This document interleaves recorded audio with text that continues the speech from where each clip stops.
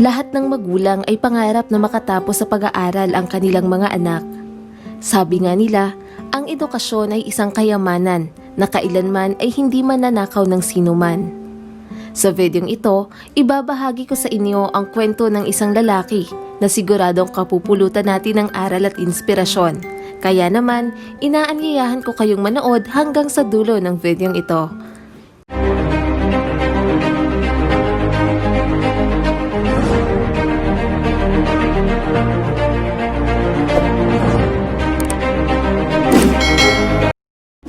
Si Hans Mojica ay naninirahan sa Texas kasama ang kaniyang pamilya.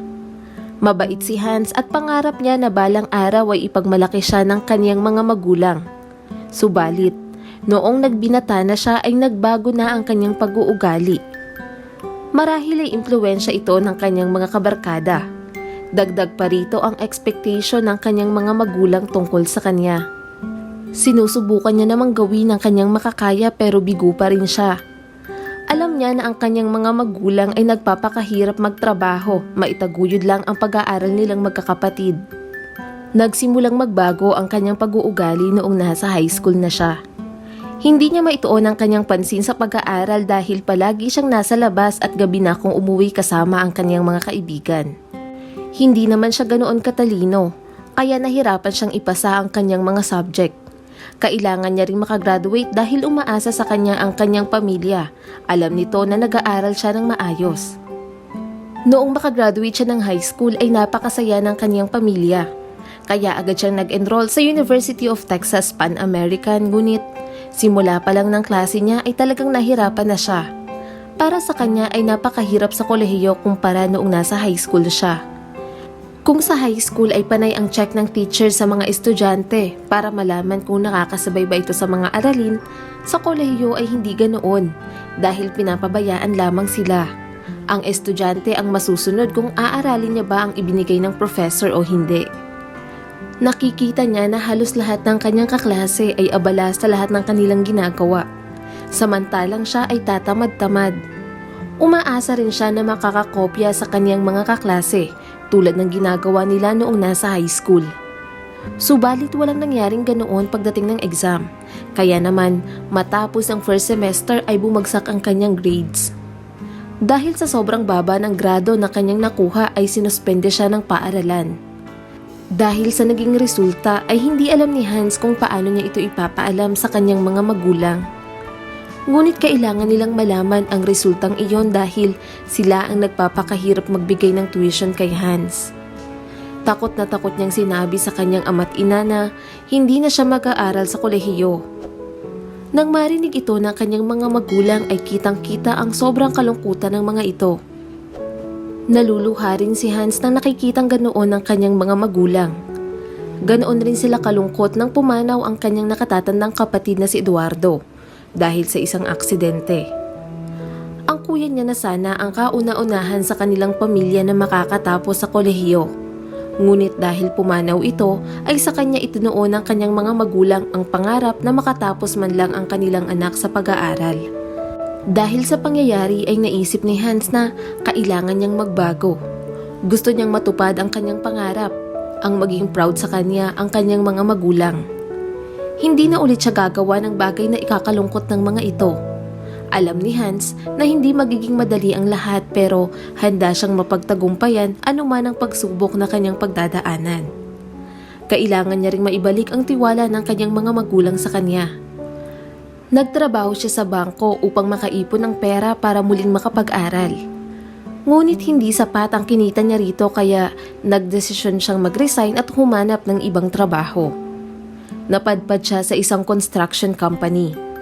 Mahirap ang kanyang naging trabaho pero malaki naman ang sahod kaya pinatos niya na rin. Marahil ay dala ito ng kagustuhan niya na muling makapag-aral. Habang nagtatrabaho siya ay dito niya nakilala ang mga taong tumulong sa kanya. Pinayagan siya ng mga ito na tumira sa kanilang apartment ng libre dahil alam nila ang kalagayan nito. Nang makaipon na siya ng sapat na pera ay muli siya nag-enroll sa kolehiyo. Akala niya ay magiging madali na ang lahat dahil nagbago na siya. Subalit nang mag-enroll siya ay nalaman niya na wala na rin pala siyang matatanggap na allowance mula sa gobyerno dahil sa pagkakasuspende niya.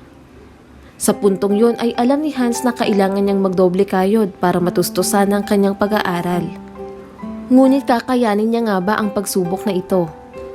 Mas sinipagan niya pa sa kanyang trabaho. Sinubukan niya ring mag-loan para may maidagdag sa kanyang tuition. Mabuti na lamang at naaprubahan ito. Subalit sa paglipas ng mga buwan ay nahirapan siyang bayaran ang kanyang loan dahil sa laki ng interes. Wala siyang magawa kundi ang mag-drop sa kolehiyo. Hindi pa roon natatapos ang lahat dahil kailangan niya pang mag-ipon ng pera para mabayaran ang kanyang utang at aabutin pa yon ng 1 taon. Dahil sa pagkabigo ay umisip si Hans ng ibang paraan. Kailangan niyang makapagtapos ng pag-aaral para matupad ang kanyang pangarap. Nang sumunod na taon ay muli siyang nag-enroll. Sa pagkakataong yun ay lumipat na siya ng paaralan. Pinili niyang mag-enroll sa University of Texas, Rio Grande Valley dahil mayroon silang dance program kung saan mababawasan ang kanyang tuition sa pamamagitan ng pagsasayaw. Nagtrabaho din siya bilang salesman ng sasakyan malapit lang sa kanyang paaralan. Dahil sa malaking kita sa pagtatrabaho at dance program ay nabayaran niya ang kanyang loan habang nag-aaral.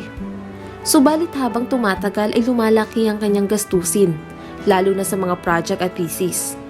Hindi sapat ang kanyang pera kaya sinubukan niya na muling mag-loan. Napakasaya niya nang muli itong maaprubahan dahil may papagpatuloy niya na ang kanyang pag-aaral. 1 taon na lamang at makakagraduate na siya. Hindi na siya makapaghintay na makita ang mga ngiti sa mukha ng kanyang mga magulang sa araw ng kanyang graduation. Pinagsikapan niyang maipasa ang lahat ng kanyang subject habang nagtatrabaho. Alam niya na ang lahat ng ginagawa niya ay magbubunga rin. Sinabi niya sa kanyang sarili na kahit gaano pa siya katagal bago graduate ay kakayanin niya ang lahat ng pagsubok. Sa kabila ng lahat ng pinagdadaanan ni Hans ay ayaw niya itong ipaalam sa kanyang mga magulang. Lagi lamang itong nagtatanong kung gagraduate na ba siya.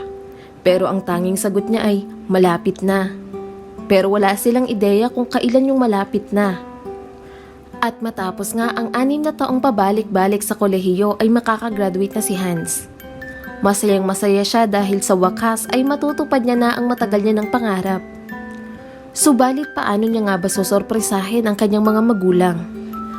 Matapos niyang makaisip ng plano ay sinabi niya sa kanyang mga magulang na magkita sila sa kanyang paaralan dahil mayroon silang project na kailangan tapusin. Sinabi niya rin sa mga ito na magsuot ng formal na damit dahil may family photoshoot sila.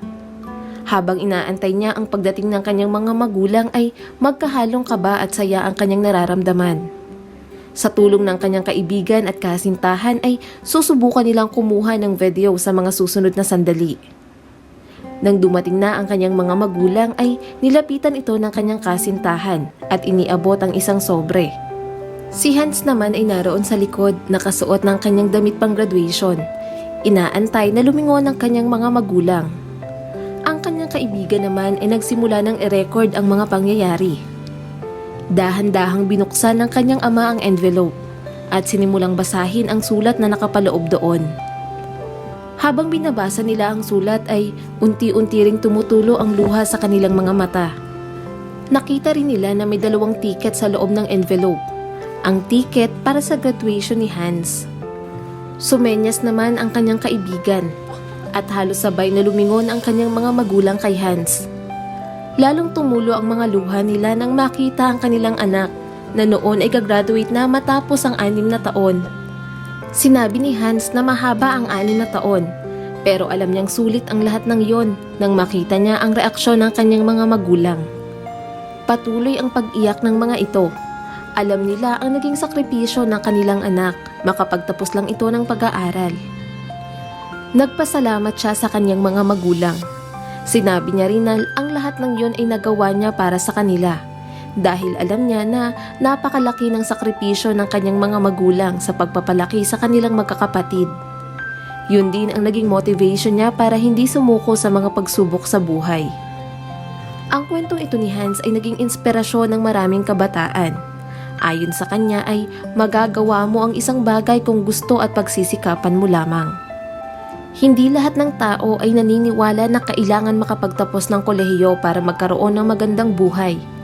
Pero nagbubukas ito ng maraming pintuan para magkaroon ng maayos at komportabling buhay. Sinabi niya rin na huwag tayong magsawang sumubok ng mga bagay dahil doon tayo matututo. Maraming salamat sa panonood. Huwag kalimutang i-like and subscribe at pindutin na rin ang notification bell para updated ka sa mga susunod naming video.